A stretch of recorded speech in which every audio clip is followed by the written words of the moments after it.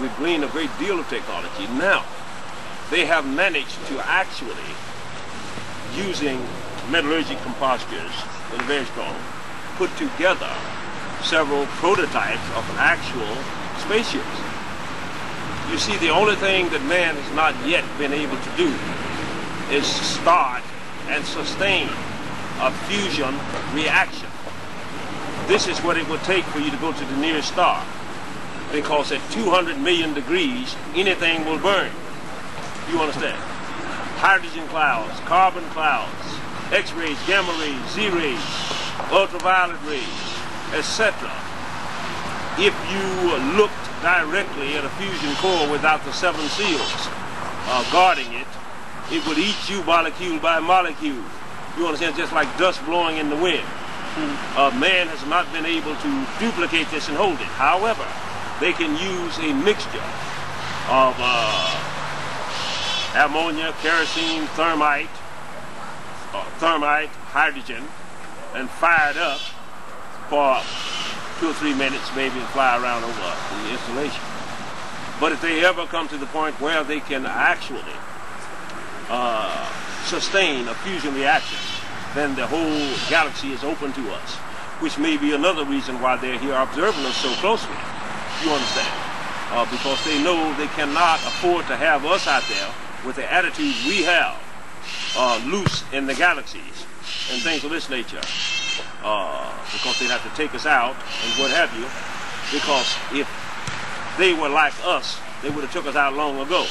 You see what I mean? Back when we were Neanderthals, back when we were cavemen, if they wanted to take the planet, they could have done it, and what have you. So I do not believe there's any clandestine campaign on the part of the extraterrestrial to take over this planet. Accidentally, in the early 60s, a TARC ship offloaded too many electrons from a shaken fusion core and blacked out New York City and much of the eastern seaboard for a while, accidentally, and what have you. Because they couldn't disperse it into the neighborhoods, they had to put it into the high tensile lines and things of this nature. So theoretically, you could take one second-hand saucer and shut the world down, erase the tapes, kill all the satellites, and things of this nature. You see what I mean? So no, this is not their aim. This is not their aim. And I'll tell you why. This cannot be allowed. If the stronger were allowed to go around taking over the weaker, the entire galaxy would deteriorate down into war and chaos. It would be open game on anybody who didn't have a big gun all across the galaxy. They can observe, they can visit, they can even do a few abductions and put it back, and things of this nature. But as far as literally taking over the planet, even for our own good, they cannot do this. It would set a precedent. You see what I'm talking about. But yes, the government does have some of the technology, so do the Japanese. Okay, speaking of the government, you said they picked you up in a black helicopter and they know about your book and your material. Right to this day, what is their disposition towards you? I mean, do they solicit you for information, or do they want you to be quiet, or what do they think? I've had a number of people who have formerly held high security clearances and things of this nature to personally meet with and tell me that, hey son, your information is dead on, as far as we can ascertain. For instance, you say you was picked up in Alabama in 1964. You know, our records show that we scrambled 2 jets near Birmingham at that time. You know, things of this nature. So they know that I know. However, the message that I preach is not one of self-aggrandizement. It is not one of racism. It is not one of overthrowing the nation's governments, but in the uplifting of man. Secondly, I am not important enough an entity upon the earth that they believe I will ever become so great until I would literally, you know what I mean, shake up governments and things of this nature, which is not my aim. If all I wanted was to make some money, I would have got a 3-piece suit and a necktie and went out and become a born-again preacher or something and rob widows and orphans to my heart's desire. And I can do it. But I refuse to do that. Secondly, I do not play with God. Thirdly, my word is good. That's the best I can tell you, Keith. I hear you. Yes, sir. So, Russia's going to the moon is impossible.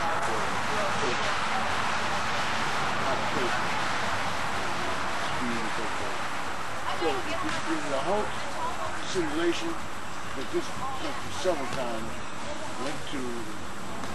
I saw the rebuttal. Yeah. And they made some pretty strong points about this. When the big question landing here and there. Repeat Well, question. The question was,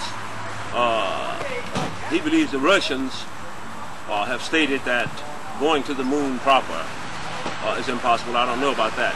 Nonetheless, and he also asked, do I believe that the American government faked it? You know, like wagging the dog, what do they call it? Yeah, wagging what the dog. have you, and what have you. I will tell you this.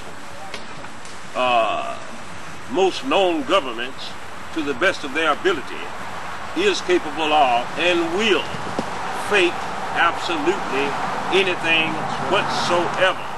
Nonetheless, since I've sat, congregated with, communicated with, ate with, slept with beings that have come from 450 light years from here in instrumentation, I have to believe that it is quite possible to go 250,000 miles and land and what have you. So, yes, they've been there. However, they haven't been very much farther. Their technology, the Earth's technology compared to their own, is fractional and what have you. Yet, if man continues to survive this crucial time, there is no limit to what he can do. You understand? When they were building the tower to heaven in Babylon and things of this nature, they were no doubt building something like a launching pad and had discovered the secret of splitting the atom even in that time. As is exemplified by the fact that I have made the claim that Sodom and Gomorrah was nuked, literally nuked. And archaeologists and paleontologists would prove this to be true. They are just starting to talk about it years after I wrote this, that they found fissional dust and things of this nature, high radiation readings in that area south of the Dead Sea, of the Red Sea. You see what I'm talking about, and what have you. So yes, there is no limit to what man can do. Does he mean to do it evilly, or does he mean to do it out of love for all of humanity and what have you, and for the fellowship of the universe? I think not. So they got to keep an eye on us. Good question, though. You're saying that man nuked Sodom and Gomorrah thousands of years ago? Not man. That's what I was talking about. Right, not man. Forgive me. Not man. It was nuked by those ancients that some have called Atlanteans, Neburians, or what have you. You see. But yes, they had that technology because they had come here. Not only when Sodom and Gomorrah was destroyed, we have more or less cuneiform, hieroglyphic, and drawing evidence that they were here back before the Ice Age and things of this nature that were recorded by people and what have you. If you go to southern France and you look at the caves in southern France, you'll find that bison, mastiffs, and things of this nature are drawn picture perfect by these cavemen. So, you know, if they did this, why in the hell would they go and draw somebody with a helmet on and all this and what have you? They drew what they saw. So they've been here all the time. And yes, they have used nuclear weapons before. Now, in Tunguska, northern Russia, early in the century, 600 miles of forest land was made flat by some type of a blast. No known human technology at that time could have accomplished such a thing. Nor could a meteorite have fell and not left a crater that would be as big as the one in Arizona. You see what I mean? So the book explains how this happened. there was a great thermonuclear explosion, but it was above our stratosphere, and it was engineered by these extraterrestrials to save humankind. The reason that it happened so low to the ground was they were trying to wait until it got to a place that was sparsely populated, and they succeeded in this. So, otherwise, there are those who know. The president knows. Every president back to Eisenhower has known, and things of this nature. One of the first things they tell them. The Pope knows. You understand? The High Masons know, and others about these things and what happened. Yeah. Right. Can you tell us about the headbands and how you came about this idea and what they do? The headbands? Right. Oh, the headbands.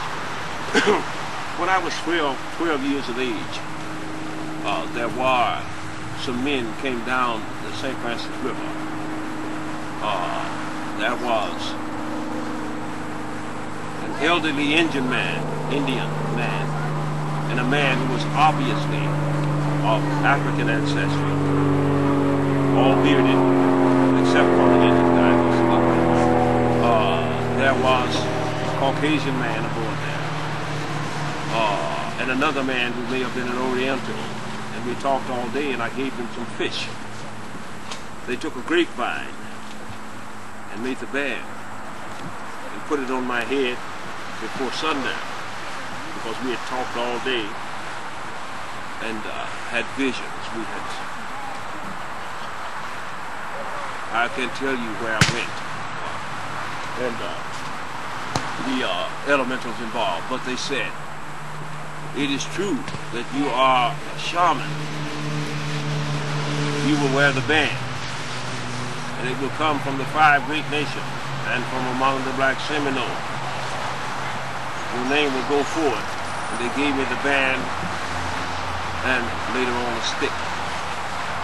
And so that's how I come to wear the band.